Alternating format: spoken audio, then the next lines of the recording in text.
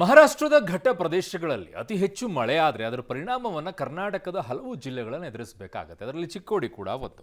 ಚಿಕ್ಕೋಡಿ ತಾಲೂಕಿನ ಕೃಷ್ಣಾ ನದಿ ತೀರದ ಮಾಂಜರಿ ಸೇತುವೆ, ಯಡೂರು ಹಾಗೂ ಅಂಕಲಿ ಗ್ರಾಮಗಳ ಮೇಲಿನ ದೃಶ್ಯಗಳು ಈಗ ಡ್ರೋನ್ ಕ್ಯಾಮೆರಾದಲ್ಲಿ ಸೆರೆಯಾಗಿದೆ. ಅದರ ಪ್ರಮಾಣ ನೋಡಿ ಹೇಗಿದೆ ಅಂತ.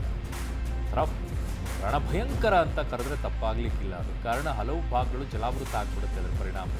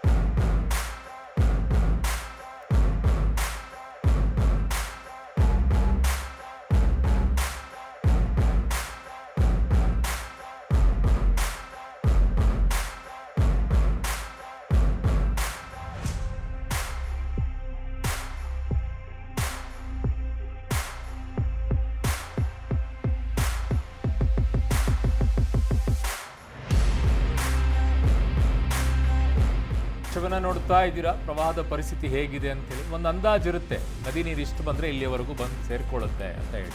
ಬಟ್ ಆ ಮನೆಗಳನ್ನು ಅಲ್ಲಿಂದ ಕಟ್ಕೊಂಡಿರ್ತಾರೆ. ಸರ್ಕಾರ ಕೂಡ ಹಲವು ಮಳೆಗಳನ್ನ ಈಗ ಆಶ್ರಯ ಮನೆಗಳನ್ನ ಕಟ್ಟಿಕೊಟ್ಟಿರುವಂತ ಕೆಲಸವನ್ನ ಈ ನದಿ ತೀರದಲ್ಲಿ ಮಾಡಿಕೊಟ್ಟಿದ್ದಾರೆ. ಅವೆಲ್ಲವೂ ಕೂಡ ಈಗ ಹಲವು ಕಡೆಗಳಲ್ಲಿ ಮುಳುಗಡೆ ಆಗಿದೆ.